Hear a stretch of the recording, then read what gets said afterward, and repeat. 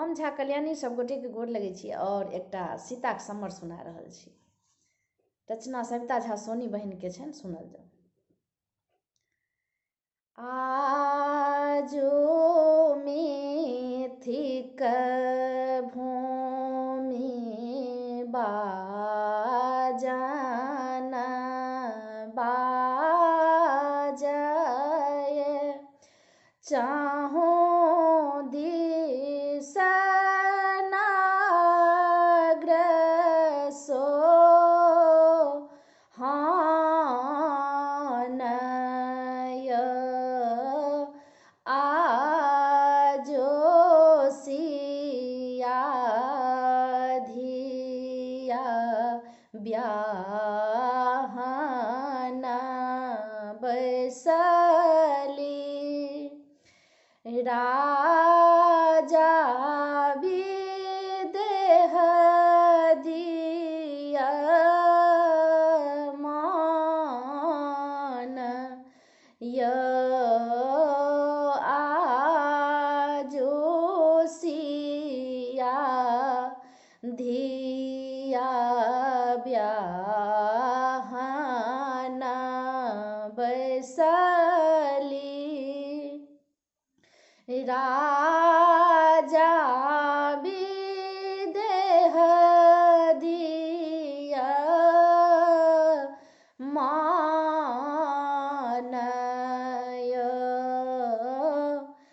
गाये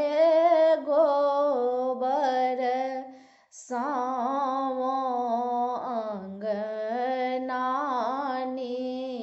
पावोल, अरिपन सिंदूर पीठार य, चारु चौखंड नीपी चौका पुरायल, कोहबर लिखल पुरैनय, चारु चौखंड नीपी चौका पुरायल, कोहबर लिखल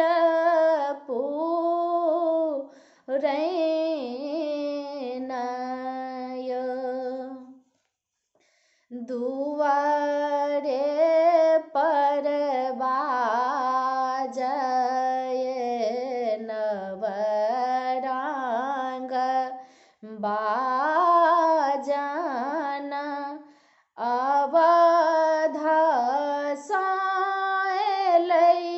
बरियातय,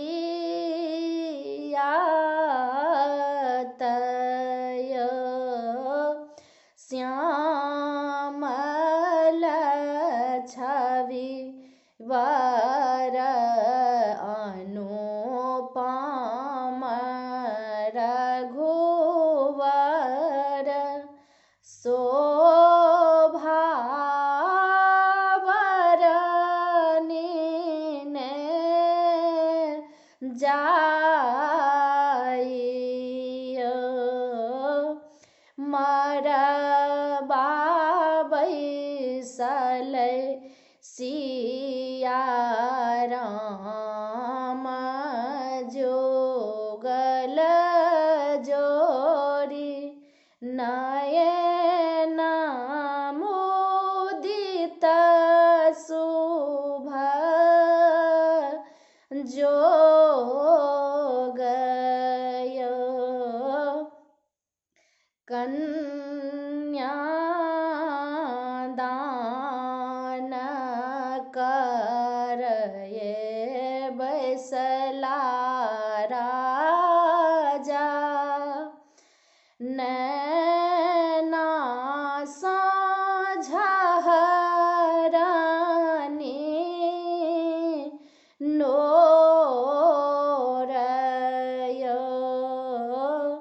एते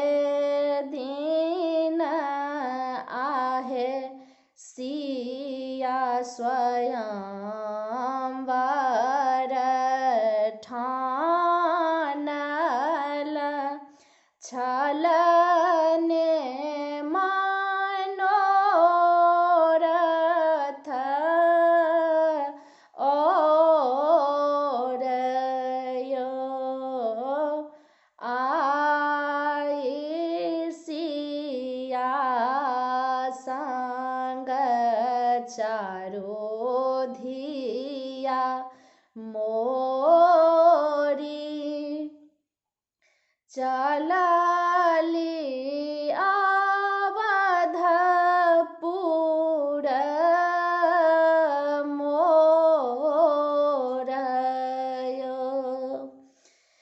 हिचुकी हिचुकी कानथि माये सुनना धिया बिनु रहलो ने जाइयो विधना लिखल विध सोनी हिया सा